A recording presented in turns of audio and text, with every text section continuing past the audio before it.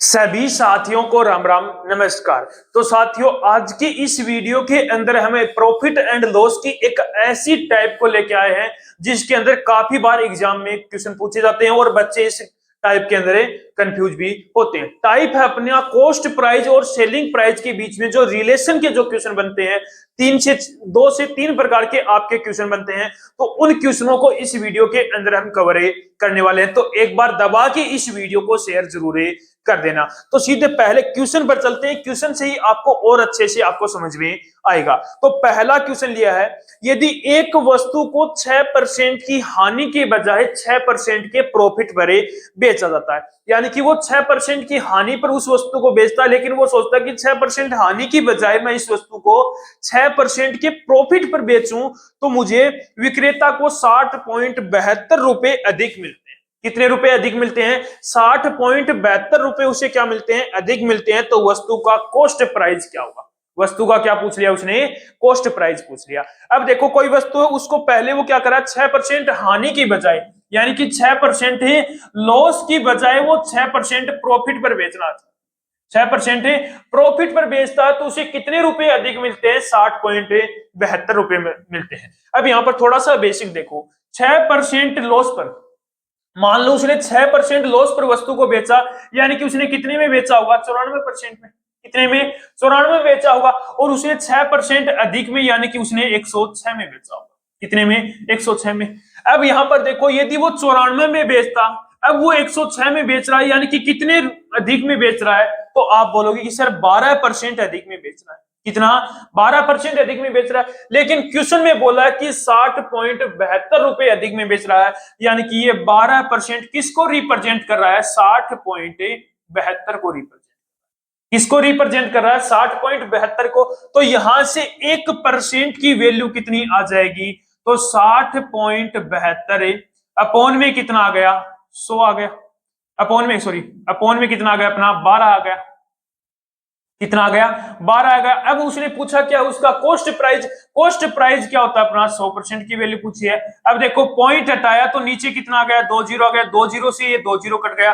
अब देखो, 12 से कट गया, 12 पंजो 60 और 12 छकी 72, यानी कि 506 आ गया। यानी कि उसका कॉस्ट प्राइस अपना कितना आ गया? 506 आ गया। ये तो था अपना बेसिक।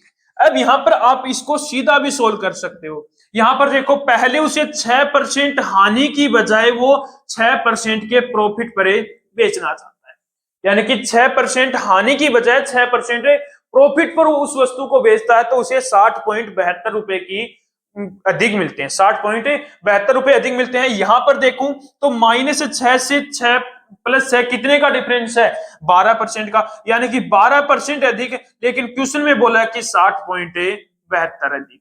कितना? 60.72 पर अधिक है। तो यहां से एक की वैल्यू निकाल लो। 1% किसके इक्वल हो जाएगा? 60.72 अपॉन में कितना आ गया? 12। अब यहां पर देखो, कॉस्ट प्राइस पूछा है तो 100 की वैल्यू पूछी है, इनटू में क्या आ गया? 100 आ गए। वही सेम कंडीशन अपनी बन गई।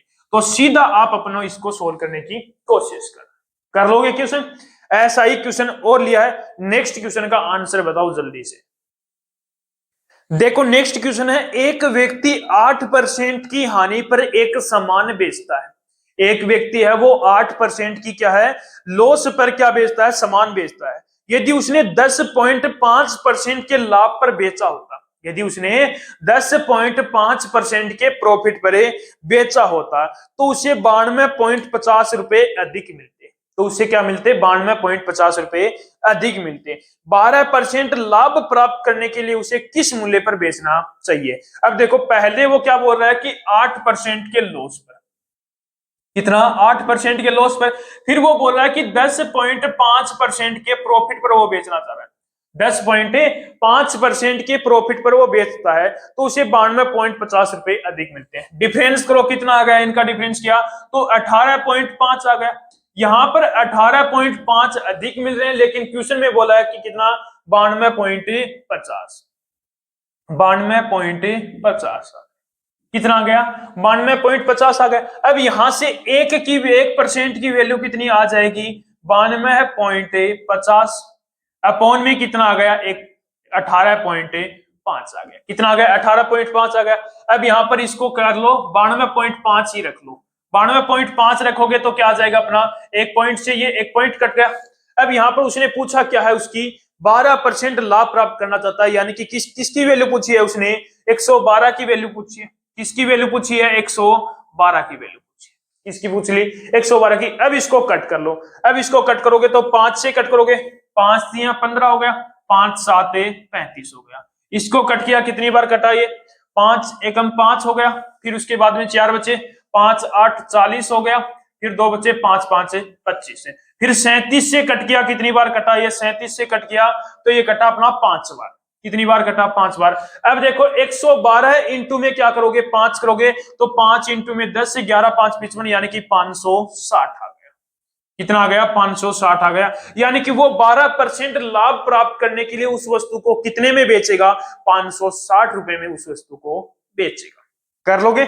और देखो नेक्स्ट क्वेश्चन, देखो नेक्स्ट क्वेश्चन है, जब किसी वस्तु के विक्रय मूल्य में 154 रुपए की वृद्धि की जाती है, यानी कि अब क्या बोल दिया उसने, जब किसी वस्तु के विक्रय मूल्य में 164 रुपए की वृद्धि की जाती है, सॉरी 164 रुपए की वृद्धि की जाती है, तो 12% की हानि 8.5% के लाभ में बदल जाती है। यानी कि पहले उसे 12% की हानि होती है, जब वो 164 रुपए अधिक कमाता है तो वो 8.5% का लाभ में बदल जाती है।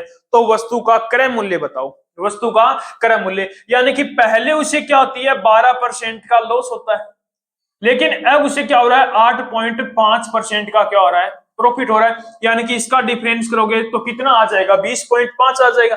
कितना आएगा, 20.5। यानी कि पहले वो 12% का लॉस कमाता है, अब वो 8.5% प्रॉफिट में बदल जाता है। यानी कि कितना अधिक कमा रहा है वो, 20.5। लेकिन क्वेश्चन में बोला है कि उस वस्तु के 164 रुपए बढ़ जाते हैं, यानी कि 20.5 की वैल्यू कितनी आ गई, 164 आ गई। तो यहां से 1% की वैल्यू कितनी आ जाएगी, 164 अपॉन में कितना आ गया, 20.5 आ गया। अब उसने पूछा क्या है, उस वस्तु का क्रय मूल्य पूछा है, यानी कि 100 की वैल्यू पूछी है, तो इंटू में क्या लगा दो, 100 लगा दो। पॉइंट हटाया तो एक जीरो अपना और लग गया, पॉइंट हटाया तो एक जीरो और लग गया। अब इसे कट कर लो तो किससे कट होगा ये, इसको कट कर लो सीधा, 41 से कट कर लो। 41 को कट किया कितनी बार, ये 4 बार कट रहा, और ये कितनी बार कटा अपना, 41 से कट किया 5 बार कटा।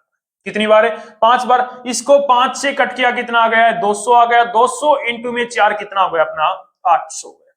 200 इंटू में 4 कितना हो गया, 800 गया।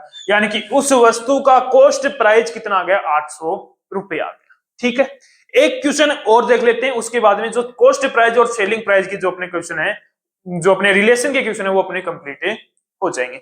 देखो नेक्स्ट क्वेश्चन है, बहुत ही शानदार सा क्वेश्चन, थोड़ा सा ध्यान से क्वेश्चन को पढ़ना। देखो नेक्स्ट क्वेश्चन के अंदर बोला है, एक वस्तु के 10% के लाभ पर बेचा जाता है, यानी कि एक वस्तु को 10% के लाभ पर बेचा जाता है। अब यहां पर देखो कॉस्ट प्राइस और सेलिंग प्राइस क्या आ जाएगी, 10% के प्रॉफिट पर बेच रहा है, यानी कि 10% के प्रॉफिट पर, यानी कि इसका मतलब 10% का प्रॉफिट है 1/10, यानी कि 10 रुपए की उस वस्तु को खरीदा था और 11 रुपए में वो क्या कर रहा है, उसको बेच रहा है। 10 क्या है यहाँ पर कॉस्ट प्राइस है, और 11 क्या है यहाँ पर सेलिंग प्राइस है। ठीक है, उसके बाद में क्या क्रय मूल्य बेचा है, यदि इसका क्रय मूल्य यानी कि कॉस्ट प्राइस और सेलिंग प्राइस दोनों को क्रम से 5 रुपए और 2.5 रुपए कम कर दिया जाए, यानी कि कॉस्ट प्राइस मैंने मान लिया कॉस्ट प्राइस 10 ए है और सेलिंग प्राइस 11 ए है। अब 10 ए में से उसने क्या किया, 5 कम कर दिया, और 11 ए में से उसने 2.5 कम कर दिया, तो लाभ में 5% की वृद्धि हो जाती है। यानी कि लाभ क्या हो जाता है उसका, 5% की वृद्धि हो जाती है। यानी कि इसका मतलब 5% को मैं यहां पर क्या लिख सकता हूं, 1/20, यानी कि 1 बटा क्या लिखूंगा, 20 लिखूंगा। 5% को 5% की वृद्धि हो जाती है। कितने की वृद्धि हो जाती है, 5% की वृद्धि हो जाती है। यानी कि पहले 10% था, उसके अंदर 5% की और वृद्धि होगी, यानी कि अब कितना हो गया, 15 हो गया। अब कितना हो गया, 15 हो गया। तो 15% को मैं क्या लिखूंगा, 3/20। कितना लिखूंगा, 3/20।